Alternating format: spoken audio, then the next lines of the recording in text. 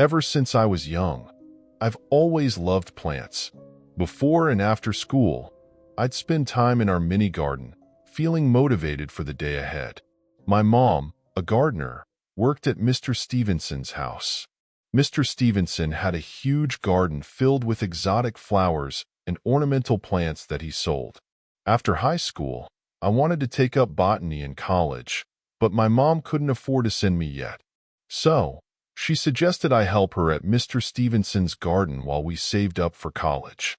Mr. Stevenson was wealthy, but no worker could stand his behavior. He was always grumpy and treated his workers poorly. I often wondered if this was why his wife had left him, taking their 2 daughters with her. My mom, who had worked for him for years, seemed to have gotten used to his behavior. One day, my mom fell ill and asked me to fill in for her. On my first day at Mr. Stevenson's, my love for plants grew even stronger. He had a wide variety of flowers and plants in front of his house and a garden in the backyard full of beautiful blooms. But despite the beauty, there was an eerie feeling in the garden. One afternoon, Mr. Stevenson asked me to fetch his coat from the storage room. As I was leaving with the coat in hand, a small wooden box caught my attention. When I opened it, I found pictures of his family. My heart raced as I realized I had stumbled upon something private.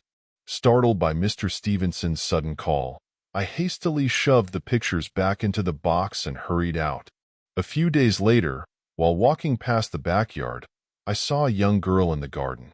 Thinking she might be a customer's child, I approached her, but she vanished before my eyes.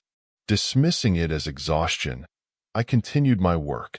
My room was located at the back of the house next to the backyard.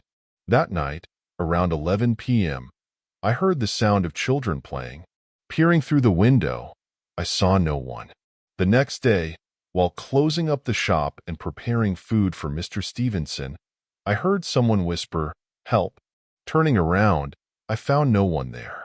This happened several times, each time unnerving me more.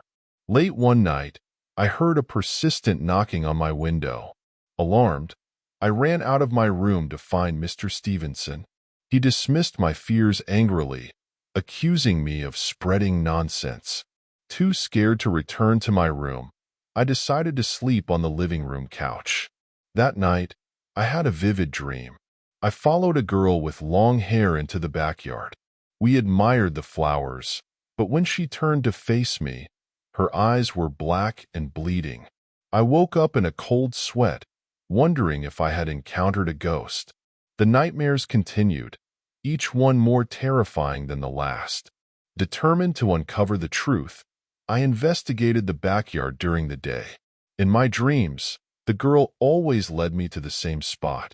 Digging through the soil, I found a steel plate covering an old fridge. Inside, to my horror, were skeletons. Hearing Mr. Stevenson calling, I quickly covered the fridge and returned to the house, claiming an emergency to leave. At home, I told my mom I wouldn't return to Mr. Stevenson's. She was puzzled, but I couldn't bring myself to explain. Even after leaving, the hauntings worsened. I had sleepless nights, fearing the ghostly visions. My mom, noticing my distress, urged me to tell her what had happened. Reluctantly, I recounted the horrifying discovery. The next day, I reported the findings to the police. They investigated and confirmed the skeletons belonged to Mr. Stevenson's wife and daughters. The truth emerged. His wife had never left, and the daughters had never grown up because he had murdered them.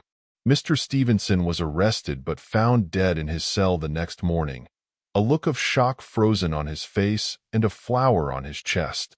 The ghosts of Mr. Stevenson's garden were finally at peace, but the memories of those haunted nights stayed with me forever.